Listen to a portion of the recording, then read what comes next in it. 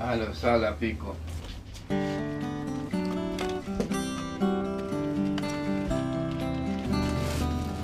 اسمي بشارة أبو يوسف.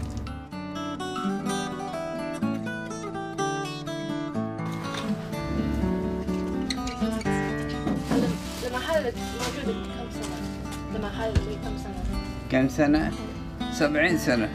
ممكن أسأل من وين تشتري كل سوفينير؟ هذا بشري. بشري صح. هذا كوز. من إيدك هيك. هذا كادو.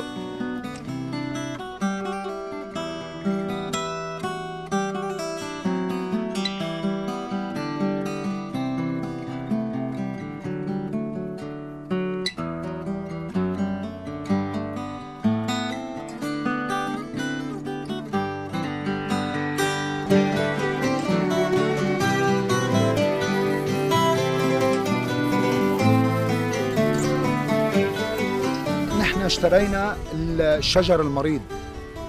اوكي، هون نحن هيدي الشجره بنحولها من شيء من الطبيعه وبنستفاد منها وبتعطينا يعني شغل لنا، بنشغل عالم معنا وهيك. ونحن لبنان مشهور بخشب الارز مثل ما بتعرفي. بقى هيدي الشغله نحن فادتنا انه هيدا الشجر بنقدر نعمل منه لوحه حلوه، ياخدها السيح معه سوفينير، تذكار من لبنان. بس سوفينير ما في حدا بيستعمله للبيوت هيدي، يعني بتبقى واحد بالألف، عرفت كيف؟ ما في حدا بيستعمله للبيوت، ما في كميات للبيوت أكيد.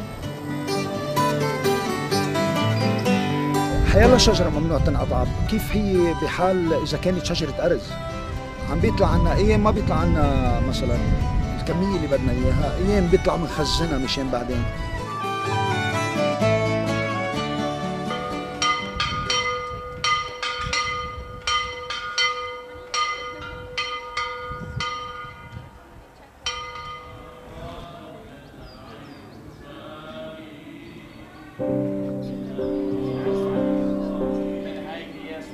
Jesus, when he was passing by this area, he blessed those trees and he made his transcendence here in this forest. So since that day, people consider it as a holy place, sacred place, and since that time they call it the Cedars Forest of God. Thank God they were preserved, and now with another NGO, people are trying to protect all of the baby trees newly replanted. The committee was created in the 85, the last century, and the first goal was to preserve the old forest, because this old forest has a lot of meanings for the locals here. It's considered as a sacred place, and it's the only remaining old, very old trees, cedar trees of Lebanon.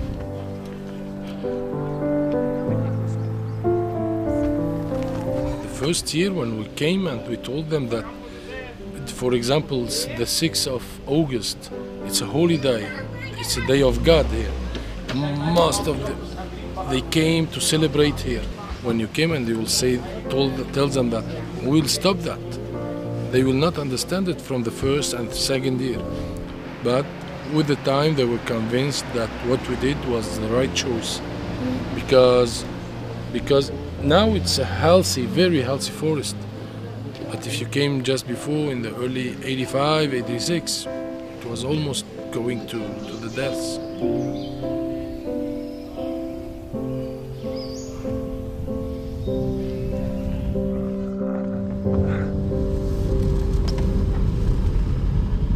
معاصر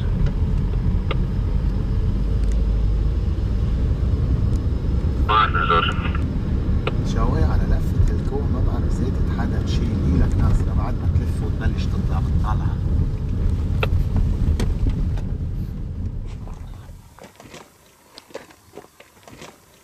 هذه cedar forest exists on the western side of Mount Lebanon and western northern hills. If you look always, there is a face to the north and the west, because of the fog that we talked about it, helping them to be humid in summer. That comes from the Mediterranean Sea. So this is the female cone, and this is the male cone. And that will take 3 years to be mature. Let's say when it is green like this, it is 1 year old, and it will be brown color.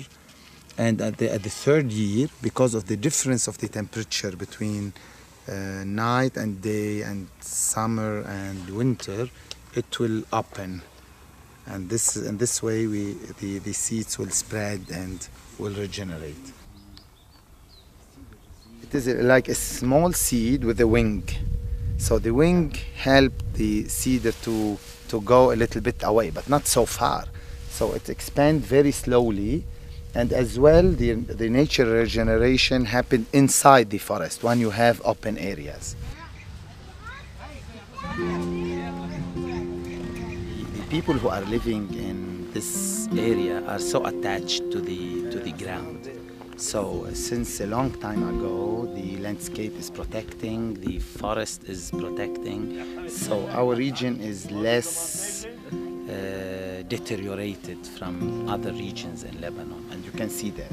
So this protected area is the result, if you want, of all these practices historically, since our grandfathers to our fathers to our generation.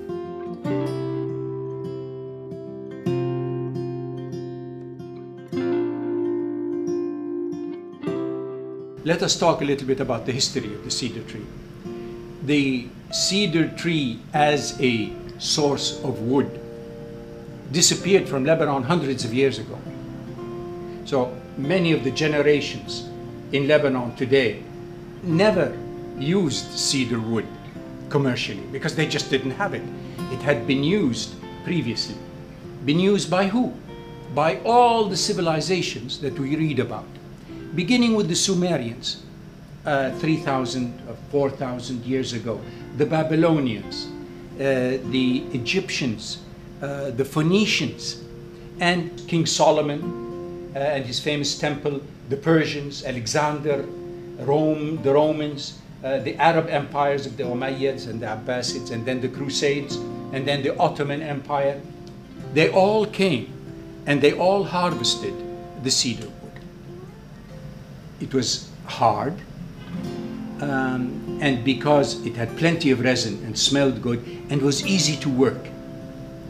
And a lot of woodworkers were able to cut very thin slices of veneer and place it in the palaces of the kings. And they liked this very, very much. And especially in the funerary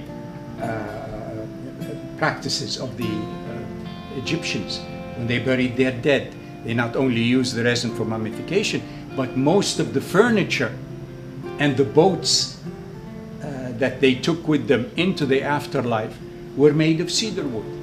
And until today, when they discover an ancient burial ground, they can still smell the cedar when they open the chamber.